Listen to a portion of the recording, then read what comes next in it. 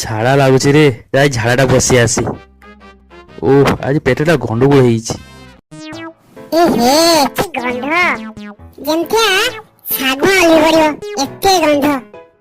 ଓଏ ଓଏ ଓଏ ଶୁଣ ତ। କିଏ ବେ? ଓ ତୁ ହି କିସ ଲାଗ? ବେ ଆଜି କିସ ଖାଇଛୁ ବେ? ବେ ମୂଳା ଭାଜି 12 ଟଙ୍କା କିଲୋ। ଠିକ ଅଛି।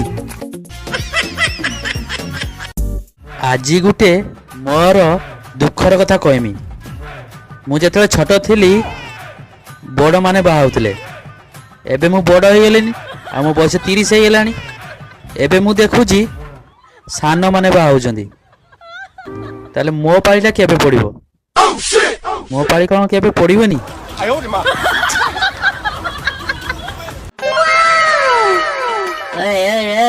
ଗୋଟେ ଲଡୁ ଦେ ରେ। ହେଁ ହଁ ତତେ ଦଉଛି ର। ମୋର 2ଟା ଲଡୁ ମୁଁ ଆଣିଛି ଖାଇବା ପାଇଁ, ତତେ ଦଉଛି। ପ୍ଲିଜ ରେ, ତୋ ପାଖରେ 2ଟା ଅଛି, ଗୋଟେ ଦେ ରେ। ତତେ ଦେଖିଲା ମତେ ବହୁତ ଦୁଃଖ ଲାଗୁଛି।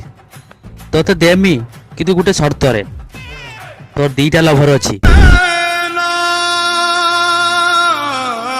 ମତେ ଯଦି ସେଇରୁ ଗୋଟେ ବି ଦେବୁ, ତୋର 2 ଜଣ ଚୁଟକି ଆଉ ଜଣେ କିଏ ମନେ ପଡୁନି ତାଙ୍କୁ ଦବୁ, ଦେଲେ ମୁଁ ତତେ ଦେମି। ଓ ଠିକ ଅଛି ତୁ 2ଟା ହାର ନେଇଯା।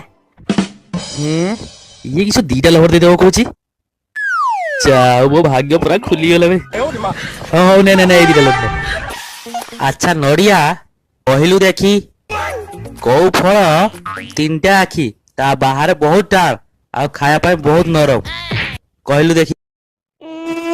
ନା ମୁଁ କହିପାରିବିନି, ମନେ ପଡୁନି କିଛି। ତୁ କହିଦେ। ଆରେ ତୁ ହି ନିଜେ କିଛି ଜାଣିପାରୁନି ଆଉ।